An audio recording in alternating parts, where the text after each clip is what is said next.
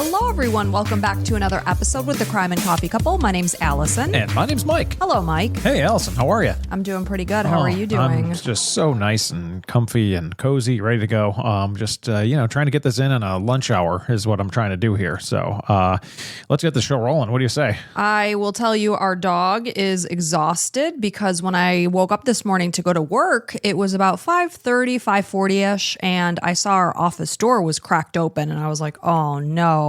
I pushed it open, and our daughter is playing Roblox on FaceTime with two of her friends, one being her cousin, who also pulled an all-nighter. And our dog is looking at me from her little perch on the window seat like, oh my God, I'm so tired. Yeah, she's had a rough couple days over here. She was gone all day yesterday because you were visiting your mom in Sarasota, and she went with you. And while I was working, you went with our daughter.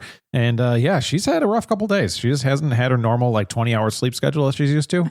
So she's hurting. But she's that's like, all right. I'm bushwhacked, Ma. That's her voice, by the way. Like, Mom, I don't want to go anywhere anymore. I just want to lay with you all day long. I'm a homebody.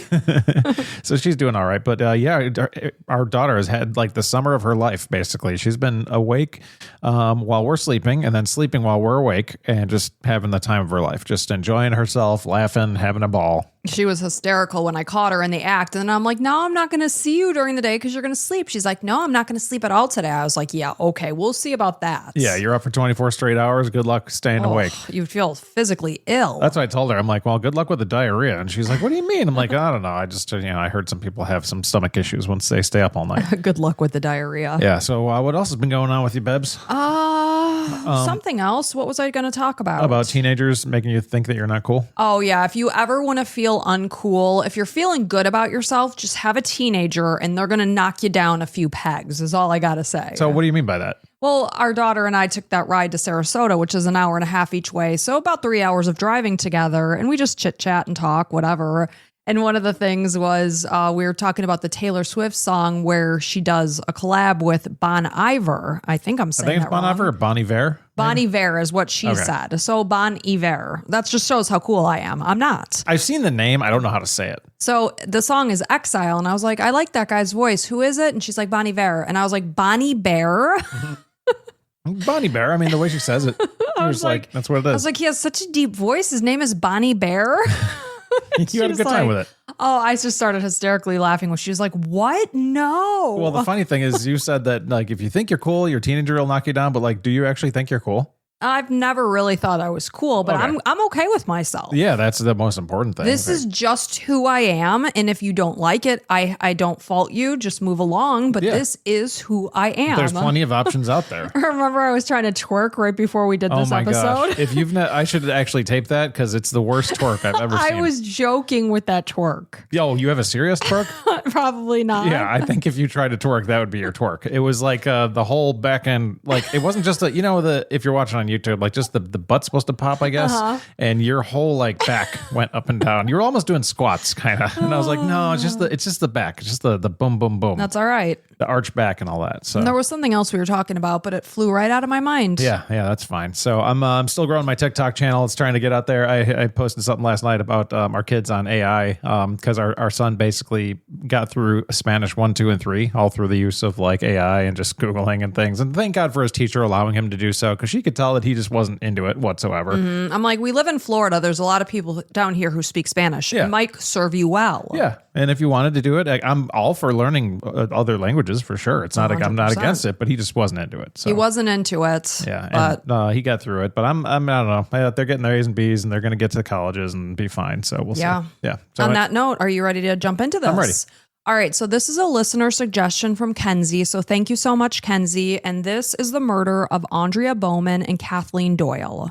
So on Saturday, March 11th, 1989, Dennis Bowman contacted police to report his 14-year-old daughter, this is Aundria Bowman, missing.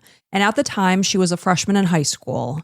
Sadly, more than 30 years would pass before anyone knew of Aundria's whereabouts. And that's just so sad that a person can just vanish and no one knows where they are.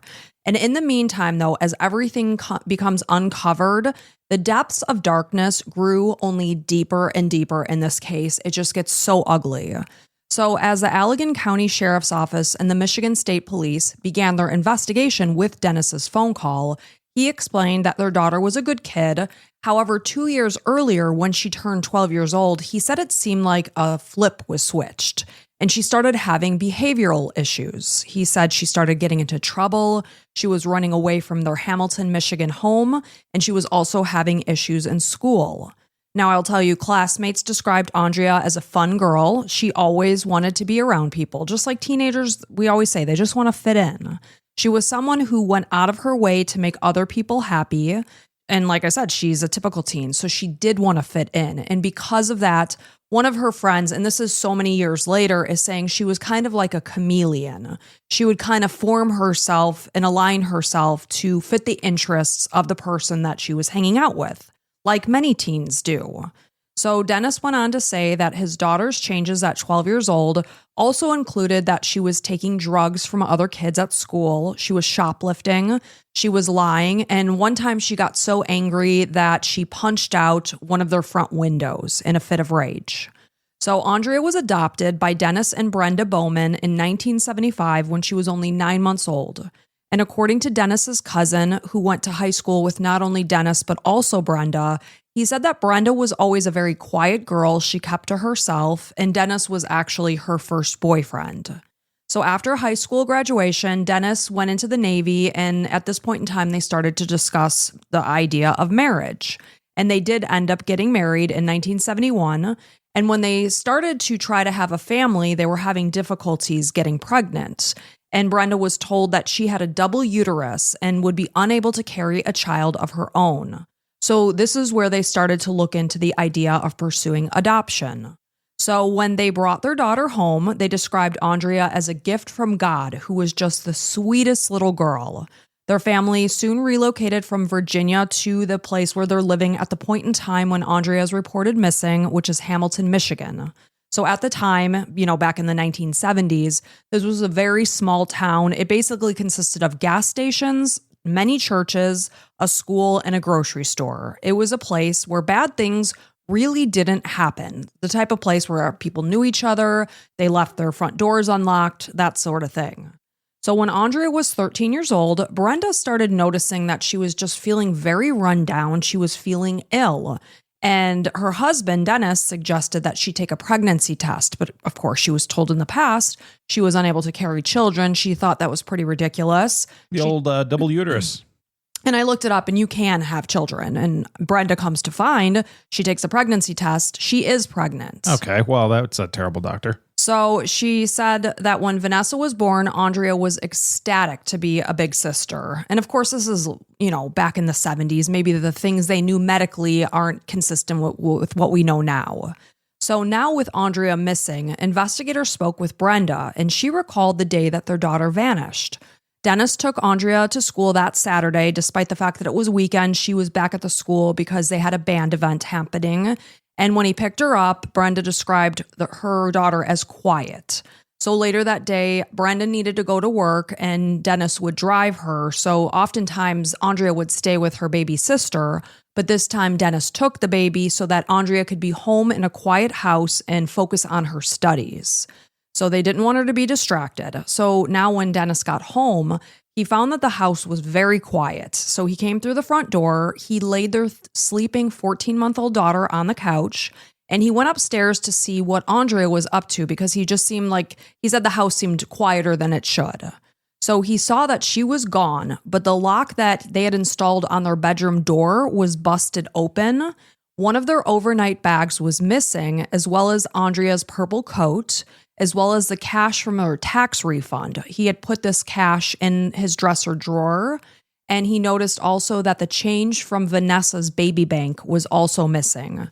So the picture is telling you, of course, that Aundria, she ran away and she took the money and ran. So Dennis's version of events painted the picture of a troubled teen who had likely run away, an idea that was only reinforced when there were initial sightings of Aundria in Holland, Michigan. And this is a town that's 10 miles or 16 kilometers northwest of Hamilton. So someone mentioned seeing her in line at a grocery store. She had bleached hair. They thought, based on the looks of her, that she could be pregnant. Another person believed that they saw her at a nearby skating rink. Someone saw her as far away as Indiana. Someone said she might have been working as an adult entertainment club, or that maybe she got into a truck with a truck driver and now she could be living across the country. So with no other leads, really, I will tell you, there wasn't much of an investigation in this case. The picture painted this story that she left. Some people said they saw her in Holland, so she's likely just a runaway. And the case kind of grew cold, if you could even call it a case. So Aundria was born Alexis Miranda Badger in Virginia on June 23rd, 1974 to Kathy Turkanian. So she's a now retired nurse. She was 16 years old at the time she gave birth to her daughter. So 2 years before she had her daughter, Kathy actually ran away from home. She was a desperate teenager, and she headed down to New Orleans to escape her physically abusive mom. So about 1 year later, she's realizing that she's pregnant. And when Alexis was born, she did her best to try to raise her daughter for the first 9 months of her life. However, being very young, scared, and in a highly vulnerable position, with the encouragement of her parents, she made the gut-wrenching decision to put her 9-month-old daughter, Alexis, up for adoption. That sucks, but she probably knew she's going to have a better life. Yeah, it's really, really hard. I mean, we had our son when we were 29, and I struggled. Right, I can't imagine 16. I can't even imagine a child raising a child. So Kathy was assured, though, that when she was going through this process, that her daughter would be going to an incredibly loving home. And because the adoption was closed, the years just continued to go by. She knew nothing of what happened to the little girl that she knew as Alexis. But she always fantasized that her daughter would have been given the best life ever. And that's all she was left with, was these fantasies, these thoughts. That's all she can hope for. Exactly. So now we're fast forwarding to 2010. So this is after the passage of 35 years after she gave Alexis up. And Kathy suddenly received a letter from social services, and she was asked to get in touch with them. So as she's reading through the letter, obviously her mind is worrying as to what this could be about. So she felt a sense of hope and excitement and wondered if maybe her daughter, who at this point in time would be 36 years old and was an adult, was trying to get in touch with her. So, however, when she did contact them, she was stunned to learn that the baby girl that she had given birth to had been missing for 21 long years. So the information within the letter was otherwise limited in terms of who adopted Alexis, but Kathy was able to see that her daughter was living in Michigan at the time that she disappeared. So since she didn't even know the name that her daughter had been given after the adoption, all she had was her birthday to go on. So her and her husband basically put their detective hats on and started to look into things. Yeah, everybody born this day in Michigan, then wheel it down. Yeah, try to find her. So Kathy's husband, this is Edward, he began doing some digging online, and by using Alexis's birthday, they quickly found the information regarding Aundria's disappearance. So now, all of a sudden, Kathy has a photo, and keep in mind that so many years have gone by. What did I say? It was like 35 years? Yeah. So almost more than 35 years have gone by. All she knew was a 9-month-old little baby, and now she's looking in the face of a teenage girl, a 14-year-old girl's eyes. And she sees in this picture that these eyes she's looking into, they match her own. They looked very much alike. Wow. And that's got to just tug at the heartstrings so hard. And she didn't put her up for adoption because she didn't love her anymore. Not at all. She put her up for adoption because she did love her. She wanted a better life. Right. So Kathy was asked to provide a DNA sample to see if the body of a Jane Doe was Aundria. So this young girl, whose body was found discarded in a Wisconsin cornfield in 1999, had been the victim of both physical and sexual abuse before her murder. So feeling devastated by this information, Kathy could only wonder what the circumstances were around her biological daughter's disappearance. What had her life looked like up into the point that she went missing at age 14? So from 9 months old to 14 years old, what did her life look like? As she's hearing about this poor discarded victim, this female girl that had a life, that show that it was really, really rough, that it was awful, that she was discarded in a cornfield like a piece of garbage, and that could potentially be the baby that she gave away. Yeah, she's about to take the test to find out. Right. So Kathy gave her DNA sample, but she had to wait 3 long years. 3 years? 3 years. Oh my gosh. Until she was told that the DNA was not a match for the Jane Doe that was found in Wisconsin. However, she made it her life's mission that she was going to figure out what did happen to Aundria.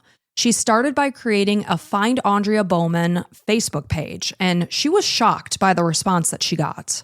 So Kathy was contacted by not only Aundria's old friends, but also family members who shared disturbing stories of her home life prior to the point that she disappeared. Oh, no. So Aundria had confided in her friends, as well as her mom, that Dennis had been molesting her. He would come into her room at night and make her do things that she did not want to do. Sadly, Brenda did not believe her daughter, and she accused her of lying. So her friends tried to help her. They brought her down to speak with school officials. And that basically led to nowhere. And I'll tell you where it led was that they looked into it, and Aundria was basically taken to talk to the members of the clergy of their church. And it was like put together in a way that was not believing her. It was not helping her. It's like you have a mental issue, and here you're going to talk to the church and find God, and everything will be okay. Instead of like taking care of the actual issue. Right. And what gets me so bad is that she's being painted as a picture because a certain way because she's gone. She can't speak for herself on that day that she disappears. Oh, a flip was switched, that when she turned 12, she was acting out. But did we ask why? Why was she acting out? Right. She was acting out because she was being molested. That's why. So her friends, are trying to help her. Nothing's really helping. So they're basically saying, you should just run away from home. But Aundria refused to do this because she was fearful of what could happen to Vanessa, her baby sister, if she left her behind. She might be safe now that she's a baby, but what would happen when she becomes a 10-year-old, a 12-year-old, or whatever? If Dennis is around, she will be molested 100% because he's a sicko. So one friend recalled a time when she stayed over at the Bowman house for dinner, and Brenda and Dennis were eating hamburgers. And meanwhile, she and Aundria were given a ketchup, mustard, and relish sandwich with nothing else on it. She found that odd straight off the bat. Like, why are they getting meat and we're not? Yeah, that's terrible. So Dennis suddenly got up and struck his daughter with such force that Aundria nearly fell from the chair. What is with this, man? That's like, you hear these stories all the time. The people that like want foster children are like... Well, she's not a foster child. She's adopted. Okay. Well, like foster or adoption, like there's a lot of problems in that whole system. And now I'm sure 90%, 95% are great families or at least pretty good families. But man, like stuff like this, like there's people out there that are good possible parents, and some scumbag like this, some sicko gets his hands on this poor girl. It's so sad. So her friend is over there at dinner. Right away, it's weird with what they're being served. Then her friend almost gets knocked out of the chair because her dad's hitting her so hard. And she was so stunned, and she's looking at Brenda like, how is Brenda going to react? Her mom. And Brenda is right there feeding the baby as if nothing happened. And it seemed like that was her MO based on what her other friends said, that when Aundria's confiding in her mom of what's happening, she accused her of lying. So the problem with this whole thing is Brenda's a piece of shit too. Like as bad as Dennis is, Brenda sat there and let it happen. Like both of these people are human piles of garbage. Right. And you just wait until the story continues on. So, Brenda's acting like nothing's even happening, but all the friend could think is if they're willing to act this way, if Dennis is willing to hit her with such force in front of the dinner guest, what is happening when no one is here at the house to see it? So another woman, this is Meta McLeod. She reached out to Kathy, and this is after the creation of the Facebook page. So after seeing information about Aundria's disappearance online, she is positive that Dennis is the man who lured her away as a 6-year-old into his red pickup truck near a gas station in Holland, Michigan. And this happened in September of 1989. This was only 5 months after Aundria disappeared. So the man told her that he was taking her to a barn to see some puppies. And he phrased it as, I know your mom and she told me to come here to get you. And I'm going to take you here to see these puppies. This is the monster you hear about that Yes. you're like, yeah, if somebody comes and tells you there's puppies, don't believe them. This is believe them. what you tell your kids about. So Meta said that the man was nice at first. He said, I know your mom. But all of a sudden, he's pulling the car over and everything changed. He got out and he took a rope from the back of the truck. He yanked Meta out of the car by her neck. He removed her clothing. This is a 6-year-old little girl. He covered her mouth with her sweater. He sexually assaulted her. And afterwards, the dogs from a nearby campground began barking like crazy. So thankfully, this scared this man away because he may have killed her.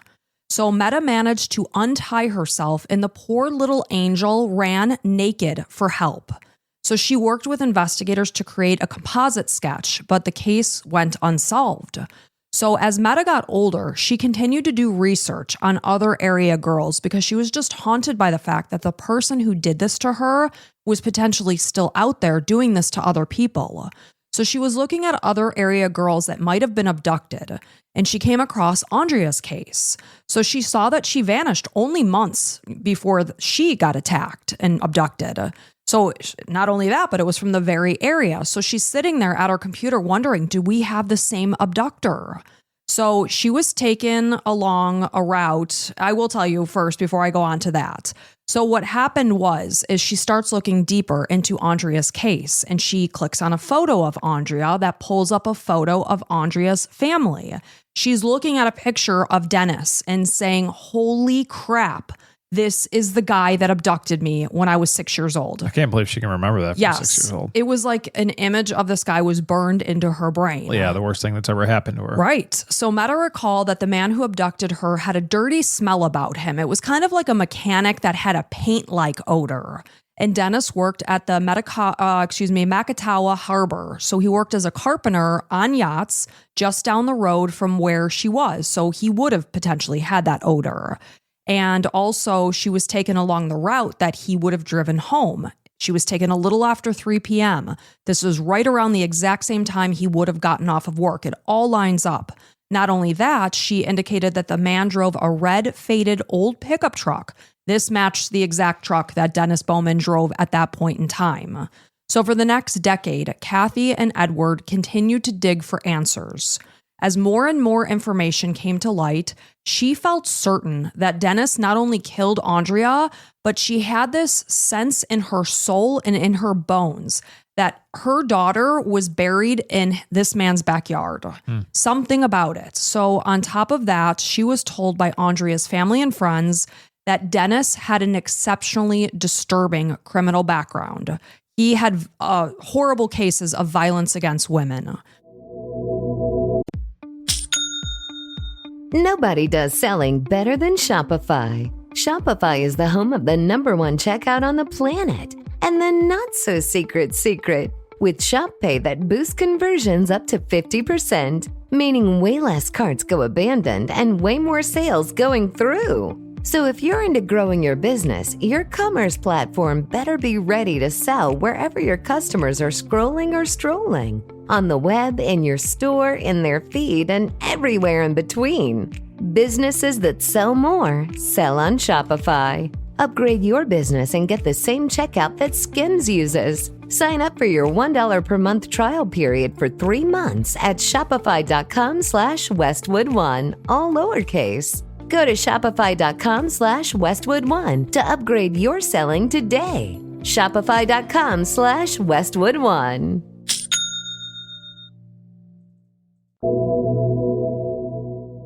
So in 1981, when Aundria would have been only 7 years old, Dennis was sentenced to 5 to 10 years in prison for an assault with intent to commit criminal sexual conduct after he attacked a teenage girl in May of 1980. This is when he was 31 years old. So the teenage girl was riding her bicycle down the road when Dennis came upon her on a motorcycle, and he pulled in front of her and he forced her to stop. So as she stops her bike, not knowing what this man on the motorcycle wants from her, he pulled out a gun and he forced her off of her bicycle. He told her to walk towards the woods. And as he did, he fired the gun in her direction twice. And he told her, I will kill you. But thankfully, at that moment in time, a car just so happened to drive by. This teenage girl was able to flag that car down for help, and she was able to get away. Wow, thank God. So he was released 5 years into his 5 to 10 year sentence. So after he threatened to kill a teenage girl and he shot a gun in her direction twice, he gets a 5 to 10 year sentence. He serves the bottom half of it. So he served 5. Awesome. So he was released in 1986 when Aundria was 11 years old. Interesting, because at 12 is when she starts acting out. Yeah. She was safe from 7 to 11 years old. Yeah, he had no interest. And then he's released.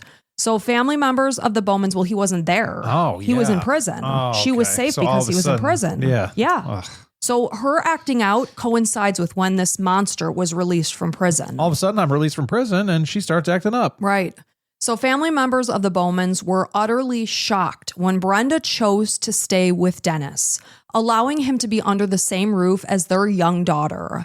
So 2 years later, in 1988, is when Vanessa is born. So now there's 2 little girls in this house. So family members of the Bowmans were utterly shocked when Brenda chose to stay with Dennis, allowing him to be under the same roof as their young daughter.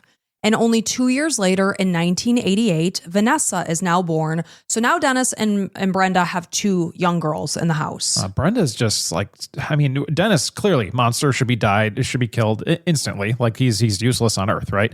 But Brenda at the same time, like she's sitting there watching this happen and then like says nothing and then brings another poor little girl into this horrible situation who's definitely going to get molested unless Dennis kills himself or gets arrested or something like that. Like have a backbone. And maybe Brenda was really afraid, I guess she was. I don't think she was abused by this man. He was manipulative, no doubt. He was manipulative, but he picked her for a reason. I think he picked her because she did lack that spine, that backbone. Yeah, and I would think he would have no interest in her because clearly the guy's a pedophile. 100%. So, I mean, Brenda, you should have stepped up. Spineless, really. Yeah. So in 1998, this is nearly a decade after Aundria went missing, Dennis was arrested yet again, this time for breaking and entering into an Allegan County property. So he was later found with a shotgun and a duffel bag that contained lingerie, and he was sentenced to 1 year in jail and 5 years probation. So Kathy was horrified now to learn that when she put her baby girl Alexis up for adoption in 1975, this little angel was sent to live with a monster. And she was furious when she realized that no investigation had been done after Aundria went missing. And the police basically just took Dennis's word at face value despite his violent criminal past. Right. I mean, this man spent years in jail for attacking a teenage girl, for threatening to shoot her, for shooting the gun in her direction. Yeah, you find that out as a police officer or an investigator, and you look into this guy. I mean, this isn't rocket science. You don't have to be a professional investigator to know this. And it always comes down to the fact that if a child is acting out, all of a sudden, why? Why are they acting out? It's a cry for freaking help is what it is. Yeah. If she was even acting out in that way, he could just be lying. So, this is all just hitting Kathy like a sledgehammer. So not only did Kathy travel from her home in Massachusetts to Michigan on multiple occasions, she was convinced that Dennis Bowman was responsible for whatever it was that happened to Alexis. She also called Brenda and Dennis Bowman multiple times a day. She wanted them to know that someday she's going to get them. Good for her. The truth will show itself. God. This woman, Kathy, she's a freaking badass. Yeah, and I'm sure she's just kicking herself like I should have just kept on my girl, She was a child. Yeah, there's no way she knows. So she also had a billboard placed along the main road near their house with an $11,000 reward that would lead to an arrest in her, daughter's unsolved missing person case. This was erected really mainly as a way to taunt them. Awesome. So that they could see it all the time and say, I'm watching you, Dennis. Man, Kathy's a woman after my own heart. Oh, man, I loved her. So Kathy scoured the property where Dennis and Brenda were living on Google Earth. And despite the fact that it was not the same house that they lived in when Aundria vanished, something in her made her convinced that her daughter was buried in that backyard. And I watched a documentary, which I'll talk about in the end, but she's standing across the street from the Bowman's house because it's not legal to go onto their property. And she's got this guy with her and she's like, I know it. I know it in my bones. My baby is back there. I know it. But there was nothing that she could do about it. That was the problem. Yeah, you need a search warrant from police and she can't just come on private property.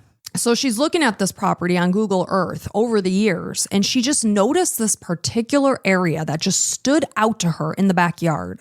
And she believed in her heart and in her soul that this was where Alexis could be found. And I don't mean to be confusing by saying Aundria and Alexis. It's just oftentimes Kathy is referring to her as Alexis because that's the name she gave her when she was born. That's a good call out. And Kathy is the only good person here. So let's go with the name that she gave her. Right. So throughout these visits to Michigan, Kathy was able to connect with members of the Bowman family who also believed that Dennis had something to do with Aundria's disappearance. So finally, in November of 2019, this is nearly 31 years after she vanished, Kathy suddenly gets this phone call from Dennis's family because, again, she connected with them. These were good people that were like, oh man, we had no idea this was going on. We're horrified. So she's getting this phone call from the family that Dennis was getting arrested on suspicion of murder. However, it turned out that this arrest had nothing to do with Aundria's case. It was instead in regards to a murder that happened in Virginia in 1980 when Aundria would have been 6 years old. So they would have only had Aundria for about 5 years at this point because they adopted her in 1975. So this was 1 year after he forced the teenage girl off of her bicycle and shot at her, threatening to kill her. So back in 1980, Kathleen Doyle, she was a 25-year-old woman, who lived in this quaint little house on Granby Street in Norfolk, Virginia. Is it Norfolk? Norfolk. Yep, that's exactly how it sounds. Okay. I knew I was saying that wrong. So anyway, so she lives in this adorable little house in Virginia, and she had been married to her Navy pilot husband since December of 1979. But with her husband deployed on the USS Dwight D. Eisenhower, she was home by herself with her cute little kitten, and it was the night of Tuesday, September 9th, 1980. So being home alone, her husband's deployed, she called her friend, and this is Vivian, and she asked Vivian if she wanted to come over and just hang out and gab over a couple of glasses of wine. So Vivian left. She hung out with Kathleen at her house, and then at about 9:30 p.m. she left. And then in the following days, Vivian started to get concerned because she was unable to get a hold of Kathleen, and she, was growing concerned by each hour that went by. So now 2 days after their visit, it's Thursday, September 11th, and Vivian and her husband said, you know what, enough is enough. Let's drive over to Kathleen's house and see what's going on. So as they approached the front door, they right away were concerned because they found it unlatched. And as they walked into the living room, Vivian noticed that the wine glasses that they had drank from 2 nights before were exactly where they had left them that night. And this just struck her as strange and concerning. So as she entered Kathleen's bedroom, she was horrified to see her friend's nude body dead on the floor. So the room showed a clear sign of a struggle. Clothing was strewn about. The mattress was pushed away from the box spring. When Vivian's husband tried to contact the police, it rang. He heard the dispatcher, but he realized that the dispatcher could not hear him. So he pulls the phone away from his head and sees that somebody took the mouthpiece off of the phone. Of course, this is 1980. There are no cell phones. So Kathleen's cause of death was mechanical asphyxiation by strangulation. She had also been stabbed in the chest and the back. Her hands were bound. She was sexually assaulted. She was covered in bruises, and she was left for dead. She also had a circular burn on her right cheek, and it matched a Lincoln Log toy that investigators found in her bathroom garbage can, and it had a scorched end that made it that much more consistent that was what was used to burn her cheek. And this was an odd find because she did not have any children. They didn't see any other Lincoln Logs in the house. Weird. So Kathleen's hands, like I said, they were bound. They were tied behind her back with a rope. There was an electrical cord around her neck, and there was a blue leotard that had been shoved into her mouth as a gag. With it being only 1980, of course, DNA testing was in its infancy. There were no fingerprints or suspects identified. Within the Doyles' neighborhood, they did their investigation, but sadly, the case went cold for the next 40 years. For 40 years, Kathleen's family had no idea who did this to her. So now moving forward to 2018, this is 38 years later. The Norfolk Cold Case Unit and Detective Jonathan Smith learned that genetic genealogy is in the works. We all know about the Golden State Killer. That happened in 2018 that he was caught. So they're hearing about this, and it's being utilized to solve these cases that have been cold for upwards of 40 years. It's amazing. It's such a cool thing when they just like try to find the breadcrumbs and find that person. So they were aware that a DNA profile had been found on the bedsheet from Kathleen's house. So the department said, you know what, let's test it. Let's give it a try. Oh, yeah. So 1 year later, the genealogy company sent Detective Smith a list, and it had 31 potential matches. So that he got this list in 2019. Who's number 31 on this list? Dennis. It's Dennis Bowman. So, of course, Detective Smith is looking at 31 names. They all mean nothing to him. So now Smith is doing some digging, and he learned about Aundria's disappearance and the man's criminal record. And he thought this might be the very person that's responsible. However, at this point in time, Dennis is living in Michigan, so he knew that he would have to prove that he had been in Virginia at the time of Kathleen's murder in September of 1980. So in what he referred to as a stroke of dumb luck, Detective Smith just so happened to meet Detective Sergeant Brian Fuller. They were together at the Michigan State Police, they were with the Michigan State Police at a Regional Homicide Investigators Association conference. They're not in Michigan, but that's where they're gathered. They're gathered in Norfolk. Okay. Very good. So that's a very hard word for me to say. I'll have you know that. You're doing so great. The two are just chatting at this conference, and Smith realized that Fuller was very familiar with Aundria's case. And he's only reinforcing the idea that he had in his mind that Dennis is likely the person that they need to be looking into. So he's basically just getting that reinforcement. Yeah. Look into this guy. So as he gets to looking further, he's going through court records, and Smith sees the smoking gun that Dennis had indeed been in Norfolk at a 2-week training camp for the Navy at the very time of Kathleen's murder. So now he's like, I got this guy. So with this information, Detective Smith was absolutely certain that Dennis Bowman was the guy that was responsible for Kathleen's murder. He just needed his DNA to prove it. So I love this so much because thanks to Kathy, he went off of her fuel that she was pouring on the fire. Mm-hmm. So they're enraged that Kathy is harassing. They're calling the police office. Like, who's they? The Bowmans. Dennis and Brenda are calling the police. This woman's harassing us. You got to do something about it. And they're like, you know what? That's a good idea. We really do. We have to put a stop to Kathy. Meanwhile, they're on Kathy's side completely. 100%. Okay. So they come up with an idea. Detective Smith comes up with this idea to bring Dennis and Brenda into the station under the guise of discussing their concerns about Kathy harassing them. Mm-hmm. So he's on their side. He's like, listen, we'll talk to you about this. We got to put an end to this. You're just good citizens here. You don't need to hear this. And by the way, you're here with us at the Allegan County Station. Dennis, you look parched. You should really have a drink. Can we get you something? Dennis is so thirsty. He does. He gets himself a nice little bevy. I was like, what'd they get him on? Did I get some piece of food or a cup?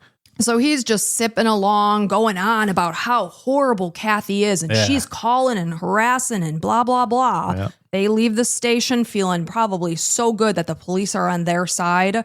Well, now they've got this cup, and lo and behold, they test it, and boom, it is an exact solid match to the DNA that was found on Kathleen Doyle's bedsheet back in September of 1980. Crazy. So we're looking forward to like really about 40 years at this point in time. So once now, this is all cracked open. They've got this solid evidence, but at the exact same time, though, Detective Smith, he didn't want to take any chances whatsoever. He still wanted to have a confession. So during a video recorded interview, Dennis was sitting across from Smith, and he said that he drunkenly broke into a home in Norfolk on the night in question in September of 1980. He said he got into the house by utilizing a pocket knife to open a window. So once inside, all he wanted was money, though. You know, he didn't want anything else. He didn't want to hurt a person in that house. No, he's just a nice guy trying to pry money out of people. He just wanted to steal some money that wasn't his. So he's wandering around this house in the dark that does not belong to him. And he said that he opened a door and he saw a woman sit up in bed and she began to scream. So he only wanted to quiet her, is what he's telling Detective Smith. But he did so, and meanwhile, he's still holding that knife in his hand, and he's quieting Kathleen with his hand, and she goes to basically grab his hand that's holding the knife. And according to Dennis, it was she who pulled his hand into her and forced him to stab her. Makes but only sense, one time. Right. He said he accidentally pierced her once in the stomach, and he quickly left the house. That was the end of it.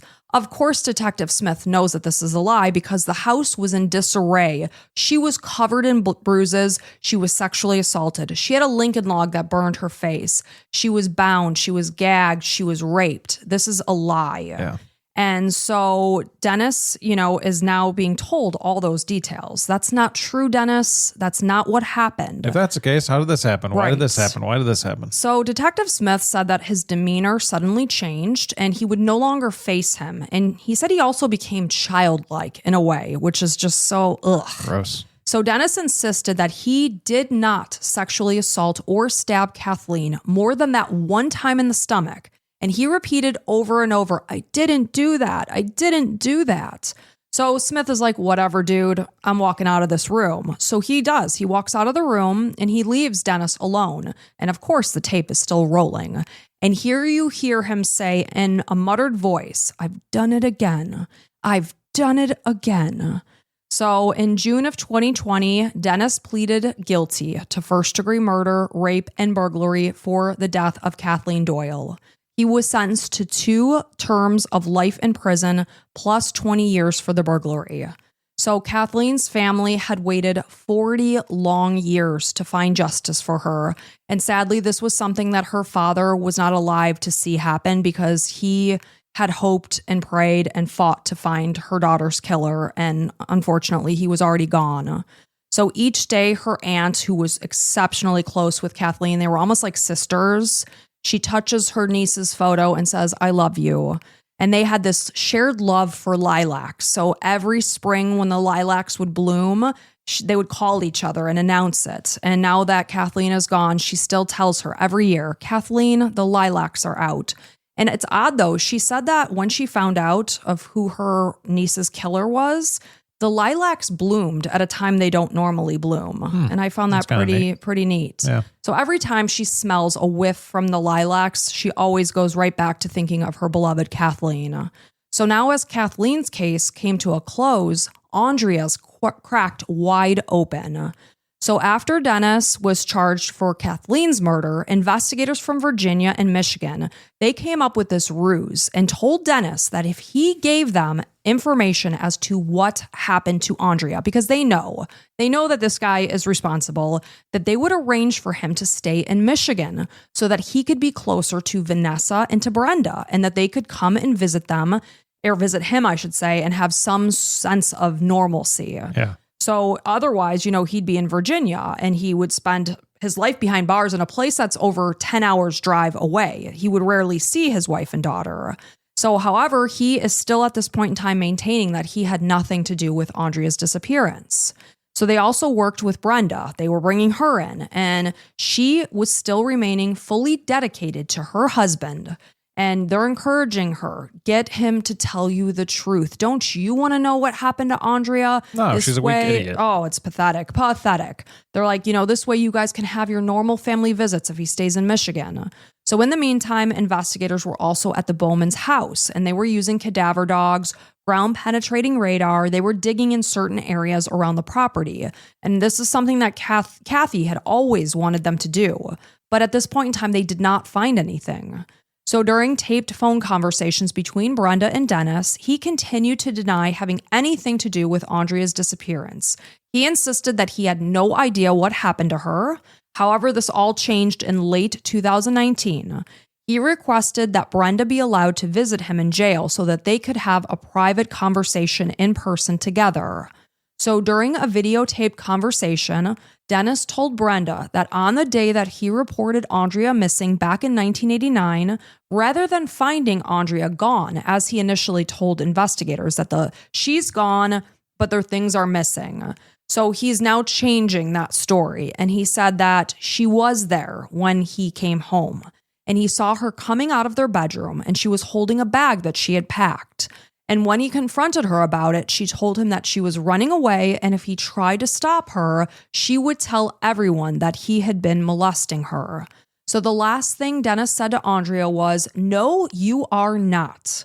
And he told Brenda that he struck their daughter, which caused her to fall backwards down the stairs. And when he checked her for a pulse, she lay motionless at the bottom of the staircase, and there was no pulse. He elaborated that he knew she was dead when her head rolled over and she just stared like doll eyes. So fearing that he would be sent back to prison, rather than calling for help, he wrapped her in a blanket and carried their 14-year-old daughter out to the barn, where she remained for several days. He burned the overnight bag that she packed. This bag may have contained the cash from their tax return, as well as her purple coat that she was wearing. Dennis said that he tried to put Aundria's body inside a cardboard barrel, but because she didn't fit, he decided to cut her legs off with an axe. Once in the barrel, he rolled it out to the street, and he said that he placed it next to their neighbors' trash cans for garbage pickup the next day. And the following day, this barrel that he had rolled out there was gone. So he told Brenda, "As long as I didn't tell you, you had hope." So not believing Dennis's story, authorities continued to monitor his communication with Brenda, including the letters that he wrote to her. And in one letter that was dated December 12th, 2019, part of his story started to change. So he wrote that Aundria had fallen down the stairs. That did not change. But rather than dismembering her and placing her in the barrel, he buried her in what he called a proper grave next to this private graveyard. He indicated that at the time of her death, she was wearing jeans, a sweater, and a gold necklace that had a heart and a cross. He said that he wrapped her body in a clean white sheet, like a mummy. He wrapped her arms and her legs with a red ribbon, and he sprinkled her remains with cedar chips, cloves, and cinnamon. It's like he's making like this romanticized version out of like a Romeo and Juliet or something like that. How nice. You treated her really nice after you murdered her. So he wrote that he had driven out to this location more than 100 times to visit the spot where she was buried over the course of 30 years. So with this information, investigators began driving around to area graveyards to find this potential burial site. But they remained skeptical. They didn't believe that this was true. So they instructed Brenda to push Dennis harder for the truth. And when she spoke with him, she told him that she wanted our baby girl home with me in a very pretty urn. So during another phone conversation, Dennis finally spilled the truth. And he admitted that Aundria was indeed buried in their backyard, an idea that Brenda challenged because they had not been living in that house at the time that Aundria disappeared.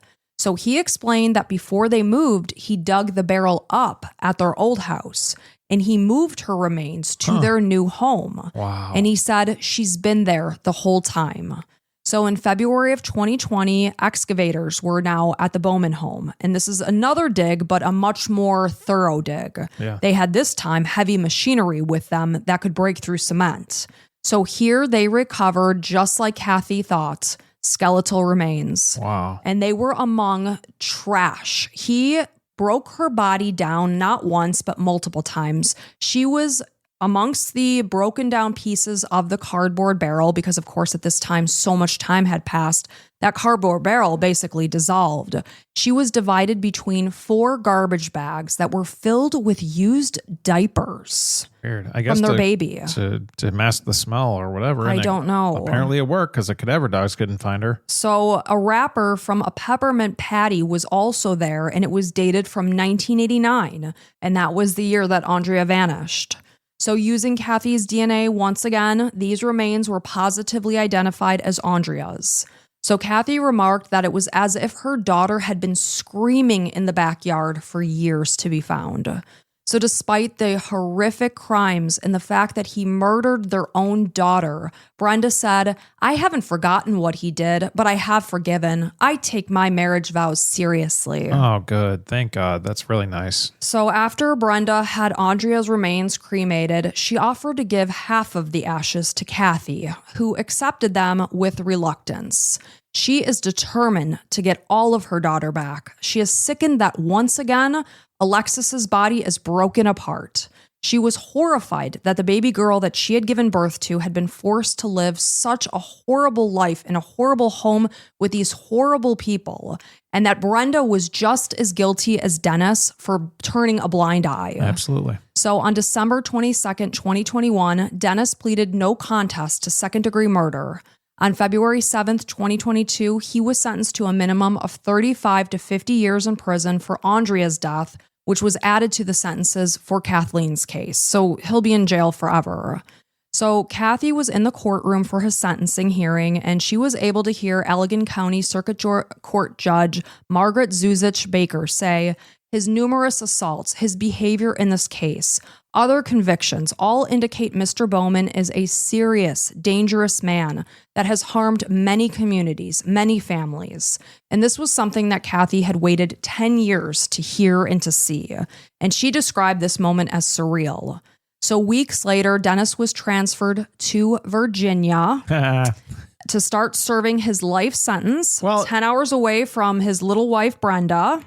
So everyone involved did not want to give this man a single ounce of control by allowing him to stay in Michigan near his wife and his daughter. Yeah, I mean, to be fair, the cops said if you come out with it right away and tell us exactly what happened, then we'll go ahead and let you stay in Michigan. But he didn't. He kept on sending them on a wild goose chase. Right. So yeah, they didn't have to. They never had to really hold up their end of the bargain unless they signed something. They're like, "Psych, got you, motherfucker." Yeah, maybe you shouldn't have been a piece of garbage. So according to law enforcement officials, the full extent of Dennis's violent crimes will likely never be known. In 2021, police indicated that Dennis also confessed to the 1979 rape and assault of a 27-year-old woman in her Holland, Michigan home. The woman described her attacker as a white male between 25 and 30 years old with sandy hair and wire-rimmed glasses at the time that she was attacked. Of course, more than 40 years later, now she's finding out it was this guy, and he admitted that he did bad things to her. She was bound and gagged before she was sexually assaulted. He has never admitted to being responsible for Meta McLeod's abduction, the 6-year-old little girl that was taken by the gas station and told she was going to see puppies. No doubt that this is the guy that did it, because she and the Ottawa County detectives, they believe that he is the man responsible. The rope that was found at the scene, it was tested for his DNA, but it did come back negative. However, as DNA testing continues to advance, they do plan to retest things, and he remains the main suspect in her case. Dennis Bowman is currently 76 years old, and he is serving his multiple life sentences at River North Correctional Center in Independence, Virginia. And in the meantime, Kathy Turkanian is living with her husband in Massachusetts, and she continues to fight for her daughter. She wants Aundria's adoption to be completely annulled, and she wants her name changed back to Alexis Badger. And she says, "I have got to get that monster's name off my daughter's birth certificate." And she also continues to fight to get her full remains. In September of 2024, Netflix released Into the Fire, The Lost Daughter, and it is a great documentary, and it will show you just how much of a badass Kathy is, and it details her journey to uncover the truth behind her daughter's disappearance. And in the end of the documentary, she says, "I don't know if Alexis was left-handed or right-handed. I don't know what her voice sounded like. I have never heard her voice. She never said, 'I love you, mommy.' She never called me mommy, but I am her mommy all the way to the bone." And that is the case of the murders of Aundria Bowman as well as Kathleen Doyle, in addition to the other women who have been affected by this monster. Absolutely terrible. This guy's just like useless to society in general. And he hopefully kills himself in jail at some point or gets beaten down. And it was just amazing to me how he was able to manipulate Brenda, and that she just did whatever he said. Like, I don't know. Women like that, I just want to shake violently. I know there's abuse sometimes. There was never any reports of him being physically abusive to Brenda. He was just a manipulator. I mean, he had to have been, right? He's a very violent man. I mean, clearly all these different stories and things. He's not a good guy. No. So, man, well, thank you for telling these stories. And it's very important just to hear them and to remember these people that were around and were, loved at some point. Right. And still are to this day. Still are. So thank you so much for listening. We appreciate it. One great way to support us is just clicking subscribe wherever you're listening. So if you're listening on any podcast platform, make sure you're subscribed. I just learned that like 40% of people that listen to us aren't subscribed to us. So, oh my goodness, that's a big percentage. So there's a decent chance, even though you might click on us every week, you might not be subscribed. So hit that plus button, whatever podcast platform you're on. That way it automatically downloads the next episode and you're notified and all that fun stuff. And it helps us out too. And another free way to help us out is by subscribing to YouTube. But another way to help us out, if you got a little bit of scratch left, is to get yourself some bonus episodes on Apple subscriptions or over on Patreon, which is through Spotify or Patreon. So go down over. We reintroduce a new episode every single week on Wednesdays. Yeah, lots of cases there because a lot of the weekends we have like 5 bonus, or a lot of the weeks we have 5 bonuses, depending on how many Wednesdays there are. Yeah, if you're the top tier in Patreon, you get all the bonus episodes up to 5 a week, like Allison was saying. Up to 5 a month. Oh, a month, yeah. Please, Sorry. Mike, I don't have that much time on my hands. Not yet. 5 episodes a week? Not Holy yet. cow, I better Holy get to work. Yeah, absolutely. Well, anyway, you guys, thank you so much for being here. We appreciate you listening. We appreciate your support, all your kind words. We just have the nicest listeners, and I can't tell you how much we do appreciate you. We will be back next time for another episode. And until next time, bye.